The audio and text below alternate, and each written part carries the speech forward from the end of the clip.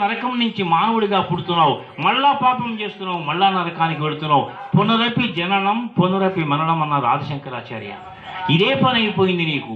దీని నుంచి నువ్వు రక్షించబడాలి అంటే, ఈ పాప పంకినాల నుంచి నువ్వు రక్షించబడాలి అంటే, ఈ జన్మ నుంచి జన్మరాహిత్యం పొందాలి అంటే దానం ఒక మించింది లేదు.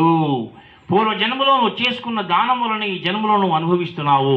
ఈ జన్మలో చేసుకుంటే వచ్చే జన్మలో అనుభవిస్తావు. కాబట్టి అదాన దోషేణ భవే దరిద్రం దారిద్ర్య దోషేణ కరోతి పాపం పాపాదవశ్యం నరకం ప్రయాతి పునర్దరిద్రో పునరేవ పాపి.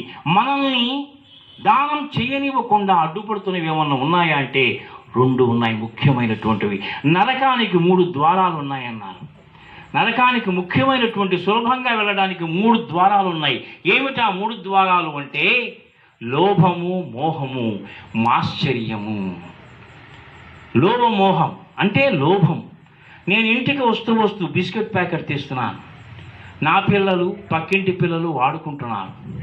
నేను లోపలికి వచ్చినప్పటికీ మా ఇంట్లో పిల్లలతో పాటు పక్కింటి పిల్లలు వాడుకుంటున్నారు. నేను జేబులో చేతి బయటికి తీయంట్లా. ఎందుకని? ఈ బిస్కెట్లు తీస్తే పక్కింటి పిల్లలు కూడా తింటారేమోనని చెప్పి, వాళ్ళకు కూడా ఇవ్వాల్సి వస్తుందేమో అని చెప్పి చిన్న బిస్కెట్ల దగ్గరే నా బుద్ధి బయటపడితే ఉట్టికెక్కలేని నేను స్వర్గానికి ఏం ఎక్కగలను? నేను ఇక్కడే ఆలోచించుకోవాలి. చిన్నది పసిపిల్లలు, వాడికి 2 ఇస్తున్నావు, పక్కన వాడికి కూడా 1 ఇస్తే ఆ పిల్లవాడు ఆనందపడతాడు, పరమాత్మ ఆనందపడతాడు, సంతోషపడతాడు.